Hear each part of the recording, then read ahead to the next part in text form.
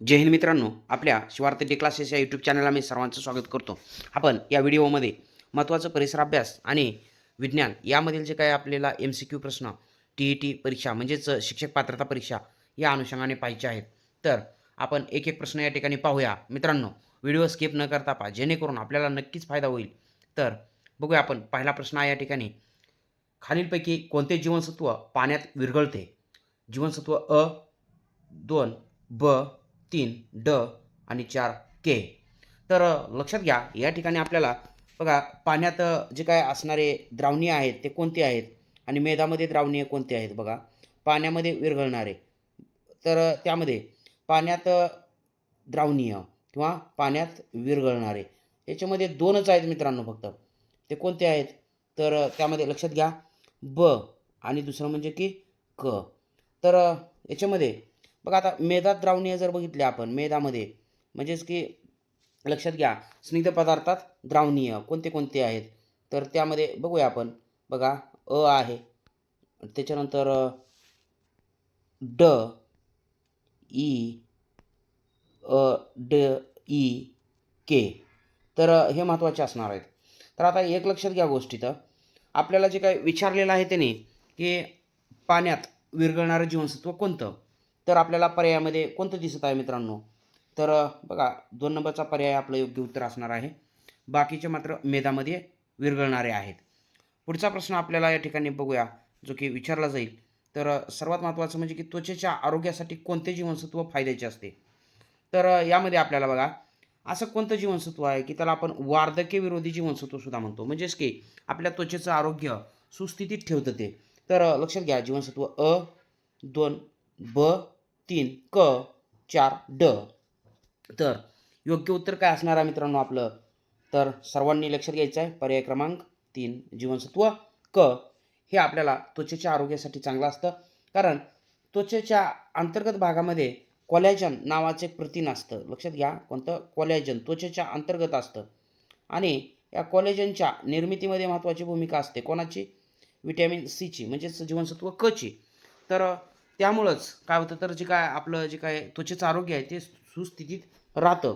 आणि आपण या कला काय म्हणतो, तर वार्धक्य विरोधी जीवनसत्व, म्हणजे की त्वचा टवटवीत ठेवतं ते, त्वचेचं आरोग्य चांगलं राहतं. वार्धक्य विरोधी जीवनसत्व कोणतं? तर व्हिटॅमिन सी, किंवा त्याला आपण काय म्हणतो? जीवनसत्व क म्हणतो. तर लक्षात असू द्या, प्रश्न अशा स्वरूपाचे आपल्याला विचारले जातात.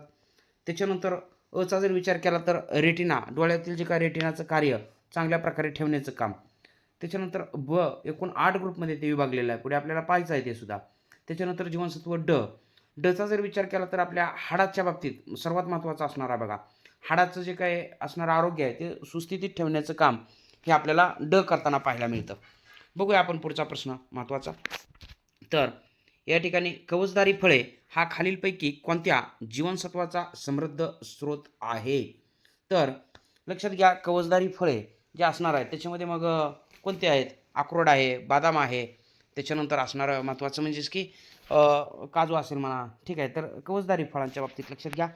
तर या ठिकाणी बघा, पर्याय 1 आहे अ, पर्याय 2 ब जीवनसत्व, पर्याय 3 क जीवनसत्व, 4 ड जीवनसत्व. तर बघा, कवचदारी फळे हा बघा जीवनसत्व ड चा एक महत्त्वाचा स्रोत असणार आहे. तर लक्षात असू द्या मित्रांनो, या ठिकाणी जे काय प्राणीज पदार्थ त्याच्यामध्ये जर आपण बघितलं तर खास करून दूध असेल, दुग्धजन्य पदार्थ असतील, त्याच्यानंतर मांस, अंडी हे सर्व महत्त्वाचे स्रोत आहेत बघा डचे. त्याच्यानंतर आपल्याला अचे स्रोत जर बघितले तर प्रामुख्यानं पिकलेली फळे असतील, त्यामध्ये पिकलेला आंबा पाठीमागे एका परीक्षेत विचारलेला आहे. त्याच्यानंतर गाजर असेल, तर महत्त्वाचे स्रोत लक्षात घ्या.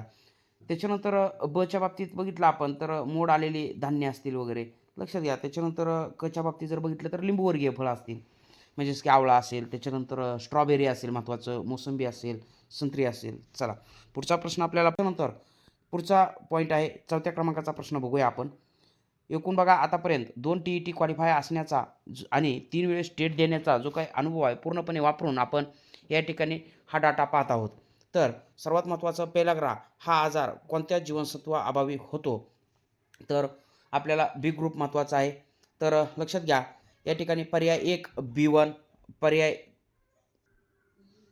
बघा आपल्याला या ठिकाणी पर्याय 2 आहे B2, B3 आणि B5.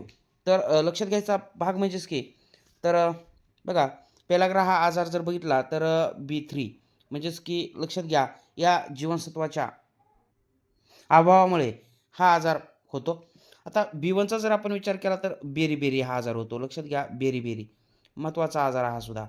त्याच्यानंतर जर आपण पुढे जाऊन बघितलं महत्त्वाचं तर बुबुळ अपारदर्शक होणे डोळ्याचं. त्याच्यानंतर बर्निंग फिट सिंड्रोम आणि B3च्या अभावी पेलाग्रा हा आजार होतो. आता महत्त्वाचा भाग म्हणजेच की या आजारामध्ये एकूण जे काय आपलं चेतासंस्था आहे याचं कार्य त्या ठिकाणी बिघडतं.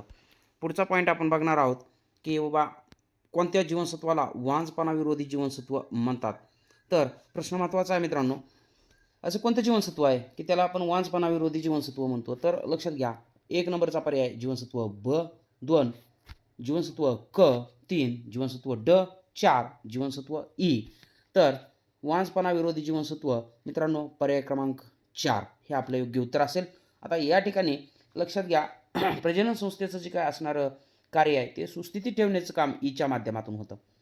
तर त्याच्यामध्ये कचा आहे आपण त्या ठिकाणी एक म्हणजेच की बघा वार्धक्यविरोधी जीवनसत्व असा उल्लेख केलेला होता. हाडांना त्या ठिकाणी मजबूती देणारं जीवनसत्व या संदर्भात लक्षात घ्या. त्याच्यानंतर आपण पुढचा पॉईंट पाहणार आहोत क्वाड लिव्हर ऑइल. बघा प्रश्न खूप वेळेस आहे या संदर्भात आपल्याला आणि आपल्या बघा शिक्षक भरती किंवा इतर सरळ सेवा परीक्षेमध्ये सुद्धा आगामी परीक्षेत येऊ शकतो. चला पॉईंट बघूया आपण महत्त्वाचा आहे. क्वाड लिव्हर ऑइल कोणत्या जीवनसत्वाचा स्रोत आहे. तर जीवनसत्व B, जीवनसत्व K, जीवनसत्व D, जीवनसत्व E. आता या ठिकाणी आपलं योग्य उत्तर काय असणार आहे मित्रांनो, तर पर्याय क्रमांक 3 म्हणजेच की जीवनसत्व D याचा क्वाड लिव्हर ऑइल हा एक महत्त्वाचा स्रोत असणार आहे. तर क्वाड नावाच्या माशाचं जे काय लिव्हर त्यापासूनचं जे काय तेल असेल तर ते Dचा महत्त्वाचा स्रोत असेल. तर एक लक्षात घ्या या ठिकाणी आपल्याला जे की स्रोतसुद्धा विचारलेले आहेत परीक्षेमध्ये त्याच्यामुळं आपल्याला हा व्हिडिओ महत्त्वाचा असणार आहे आणि असेच महत्त्वाचे व्हिडिओ पुढे सुद्धा आपण पाहत राहणार आहोत. जाऊया आपण पुढच्या पॉईंटला. बघा 7 नंबरचा प्रश्न आहे स्कर्वी हा आजार कोणत्या जीवनसत्वाअभावी होतो. तर पर्याय 1 अ, पर्याय 2 ब जीवनसत्व, पर्याय 3 क जीवनसत्व, 4 ड जीवनसत्व. तर स्कर्वी बघा कोणत्या जीवनसत्वाच्या अभावी होणारा आजार आहे. तर मित्रांनो लक्षात घ्या पर्याय क्रमांक 3 हे आपल्या प्रश्नाचं योग्य उत्तर असणार आहे. क जीवनसत्वाच्या अभावामुळं या ठिकाणी नेमकं स्कर्वी होतं म्हणजे काय तर आपल्या हिरड्यातून रक्तस्राव त्या ठिकाणी होऊ लागतो. त्याला आपण त्या ठिकाणी काय म्हणतो तर स्कर्वी म्हणतो. रक्त बघा त्या ठिकाणी म्हणजेच की हिरड्यातून रक्त येणं. त्याच्यानंतर आता या ठिकाणी अचा जर आपण विचार केला तर रातांधळेपणासारखा आजार आहे बघा. रातांधळेपणा महत्त्वाचं किंवा झिरोप्थॅल्मिया डोळे कोरडे पडणे म्हणतो किंवा बायटॉट स्पॉट हा सुद्धा परिणाम आहे रातांधळेपणा लक्षात घ्या. त्याच्यानंतर डचा विचार केला तर मुडदूस सारखा आजार आपल्याला होताना दिसून येतो. मुडदूस प्रश्न सोपे आहेत मित्रांनो, खूप वेळेस आलेले आहेत प्रश्न अशा स्वरूपाचे. तर पुढचा पॉईंट आपण बघूया. 8वा प्रश्न असेल लिंबूवर्गीय फळे कोणत्या जीवनसत्वाचा स्रोत आहेत. तर पर्याय 1 अ जीवनसत्व, 2 ब जीवनसत्व, 3 क जीवनसत्व, 4 ड जीवनसत्व. तर लिंबूवर्गीय फळे हा बघा पर्याय क्रमांक 3 हे प्रश्नाचं उत्तर असणार आहे. म्हणजेच की व्हिटॅमिन सीचं महत्त्वाचं स्रोत असणार आहे. यामध्ये त्यांनी एकदा विचारलेलं आहे की आवळा खालीलपैकी कोणत्या जीवनसत्वाचा स्रोत आहे. आवळा तर या ठिकाणी लक्षात घ्या सीचा स्रोत आहे आवळा असेल. त्याच्यानंतर संत्री आहे मित्रांनो महत्त्वाची, संत्री आहे, मोसंबी आहे लक्षात घ्या, स्ट्रॉबेरीसुद्धा आहे महत्त्वाचं लक्षात घ्या स्ट्रॉबेरी. तर ह्यांचा समावेश आपण बघा कोणत्या तर व्हिटॅमिन सीच्या स्रोतामध्ये करायचा आहे. तर लिंबूवर्गीय फळे त्यामध्ये लिंबूसुद्धा येणार आहे मित्रांनो, लिंबूसुद्धा असणार आहे. लक्षात असू द्या प्रश्न जर आला तर IMP आलेले आहेत प्रश्न या संदर्भात. तर पुढचा पॉईंट आपण बघूया महत्त्वाचा. 9 नंबरचा प्रश्न आहे हाडे ठिसूळ होणे, बालकांच्या हाडांना बाक येणे ही लक्षणे कोणत्या आजाराची आहेत. तर पर्याय 1 बेरी, 2 मुर्दूस, 3 स्कर्वी, 4 पेलाग्रा.